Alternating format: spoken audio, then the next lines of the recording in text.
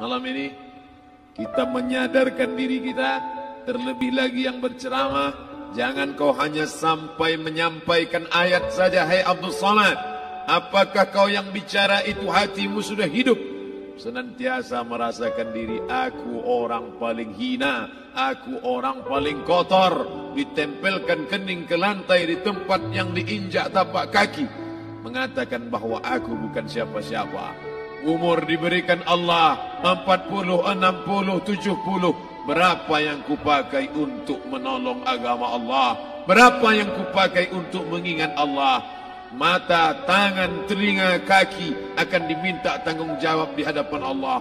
Dulu dibangga-banggakan, dihormati, dimuliakan. Yang kami muliakan Al-Mukarram, Al-Ustad. Tapi pada saat tiba masanya, yang kita bawa tak lain tak bukan innallaha la yanzuru ila ajsamikum.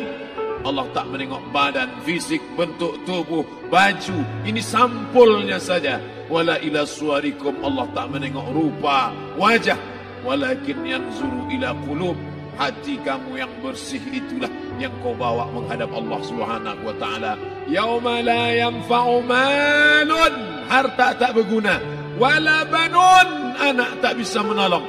Harta tak berguna, anak tak mampu menolong. Illa man atallah, kecuali orang yang datang menghadap Allah biqalbin salim, dengan hati yang bersih, hati yang tulus, hati yang memercikkan cahaya iman, hati yang bersih dari hasad, busuk hati, sum'ah, riya, takabbur. Itulah yang menolong di hadapan Allah Subhanahu wa taala. Apa kata Imam Ali radhiyallahu an? An-nasu niyam. Semua manusia waktu hidup itu tidur.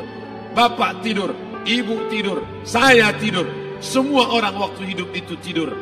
Falamma matu, ketika dia mati, disitulah dia baru terjaga dari tidur panjang.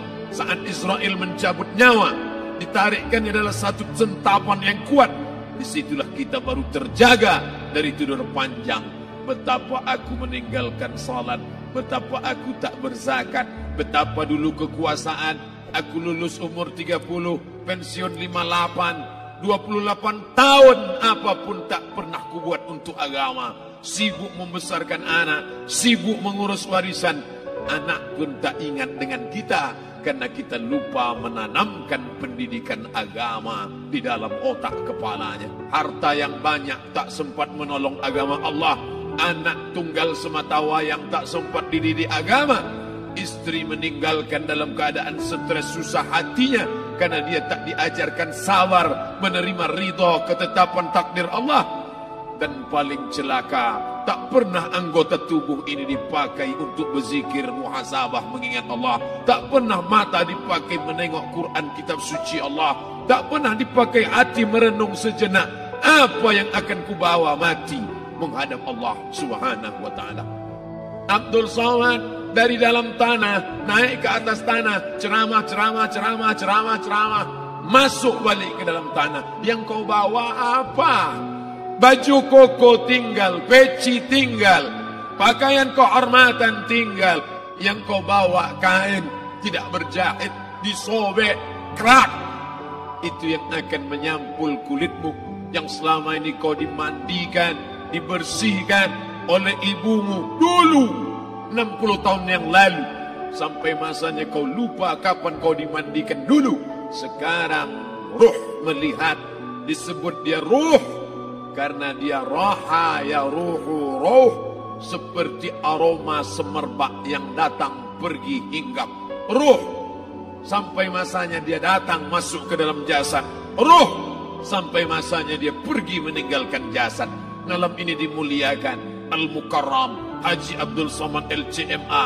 Kenapa Abdul Somad ini dimuliakan? Karena ruh hinggap sejenak sebentar, sampai masanya besok pagi dia ruh keluar dari dalam tubuh ini. Anak yang katanya ayahku sayang, istri katanya kaulah abang, sampai masanya mereka tak lagi mau mendekat. Rumah itu saya yang buat, saya yang mengukurnya. Tapi begitu ruh sudah keluar dari badan, tidak satu pun semeter, sesenti, sejengkal, sehasta ada tempat di rumah itu untuk jenazah bernama jenazah Abdul Somad. Mana kawan, sahabat, andai tolan, anak menantu, teman sekantor, semuanya pergi meninggalkan. Yang tetap dibawa, kalau pernah kaki melangkah salat berjamaah di masjid, kalau pernah tangan mengusap kepala anak yatim, kalau pernah tangan mengucap subhanallah. Nanti di akhir tausiah kita akan berzikir, munajat, muhasabah diri, berdoa, mengenang apa yang akan kita bawa menghadap Allah Subhanahu wa taala. Datang malaikat membawa kain kafan dari cahaya, akan menyambut ruh yang mulia. Hadis riwayat Ahmad bin Ambal dalam kitab Al-Musnad, turun malaikat berlomba-lomba membawa kain putih dari cahaya, menunggu ruh akan keluar. Ruh menetes seperti embun di ujung daun. Daun tidak bergoyang, ranting tidak patah.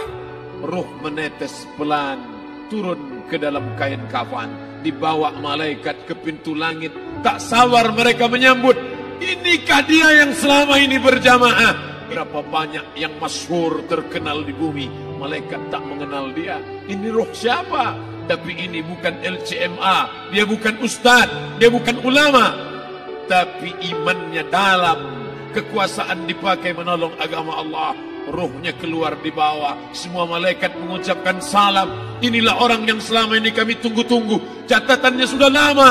Setiap pagi petang, malaikat subuh membawa catatan namanya, malaikat malam membawa catatan namanya. Kami merindukannya. Begitu orang-orang yang masyhur di langit, tapi tak dikenal makhluk bumi. Tapi ada sebaliknya, yang rohnya disentapkan, ditarik malaikat dengan begitu tarikan yang sangat kuat. Nabi bertanya saat Isra Mi'raj kepada mereka yang sudah mati ribuan tahun yang lalu, apa yang kalian rasakan? Yang satu mengatakan seperti tebasan pedang di tempat yang sama beratus kali. Yang satu mengatakan seperti kambing yang dikuliti hidup-hidup. Yang satu mengatakan seperti mata kail pancing ditarik dari kulit yang basah. Maka kita berdoa setiap selesai salat, Allahumma hawwin alaina, ringankan kami ya Allah, fi sakaratil maut, di saat sakaratul maut yang amat sangat menyakitkan itu, di saat malam pertama di tempat yang gelap, di tempat yang tak pernah diimpikan oleh orang, tapi kita tetap melewati dan merasakannya. Perlahan-lahan cacing tanah, ular-ulat kalajengking akan menggerogoti kulit yang selama ini dimandikan, selama ini dipakaikan sampo yang mahal, selama ini dioleskan pelembab yang lembut. Tapi ternyata sebelum roh keluar jasad, setelah keluar, dia hanya akan menjadi santapan cacing tanah, hancur berkeping hari demi hari. Yang pertama kali membusuk adalah mata, karena dia berisi cairan. Cairan ini mengering, busuk dan berlubang. Lalu kemudian usus sebulan di dalam tanah, mulai dia menggelembung masuk angin, dan dia meletus pecah. Cacing-cacing tanah mulai datang menggerogoti, memakan. Habis, siap tak siap, suka tak suka, kau akan didatangkan. Apa yang akan ditanya oleh Allah? Perbuatanmu, amalmu. Faman ya'mal mithqala dzarratin khairan yarah. Sebesar biji sawi, sebesar ujung rambut, kau aniaya orang, kau makan titik puluh keringatnya. U'tul ajira ajrahu, berikan upah pekerjamu, gaji tukang panenmu, gaji tukang cuci setrikamu. Kau makan, kau tahan 3 bulan. Dia tak menuntut, dia senyum, dia hanya mampu mengadu kepada Allah. Tapi titik peluhnya yang keringatnya, air matanya akan kau balas di hadapan Allah Subhanahu wa taala. Di saat itu tak ada siapa bisa menolong. Hari ini uangmu banyak, kau bayar pengacara handal 1 jam 100 juta, bebas tanpa syarat. Tapi di hadapan Allah semua akan bersaksi. Al-yawma nakhtimu ala, lidah yang selama ini pandai bicara dikunci, ditutup Allah Ta'ala yang akan bicara. Wa tukallimuna aydihim wa tashhadu arjuluhum, kaki akan bersaksi, tangan akan bicara. Bima kanu yaksibun, yang pernah dilakukan di masa yang lalu. Mata melihat seolah-olah nyata perbuatan itu pernah dilakukan dulu. Kita lupa, kita tak ingat. Tapi catatan malaikat terlalu terang benderang. Wa in kullun lamma jami'un ladaina muhdharun. Catatan dibaca sampai-sampai orang itu tak percaya.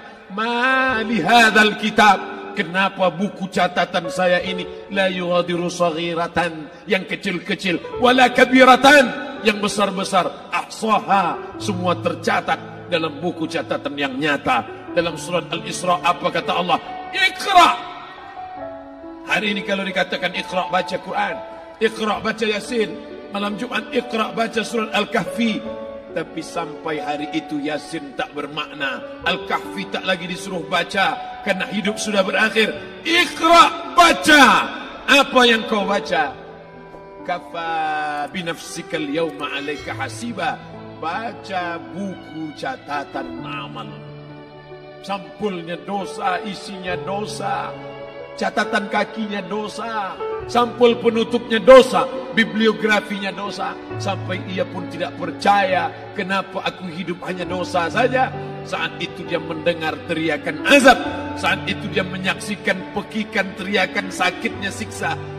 Rabbana, ya Tuhan kami, farji'na, balikkan lagi kami ke dunia. Rabbana, ya Tuhan kami, absarna, mata kami sudah melihat azab. Wasami'na, telinga kami sudah mendengar sakitnya, pekikan, teriakan, jeritan.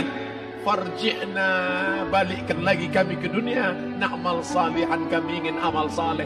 Kami ingin bantu masjid, kami ingin sekolahkan anak yatim, kami ingin muliakan fakir miskin, kami ingin bantu panti jompo. Farji'na, balikkan lagi kami dunia. Kami ingin salat tahajud, kami ingin tahiyatul masjid, kami ingin puasa sunnah.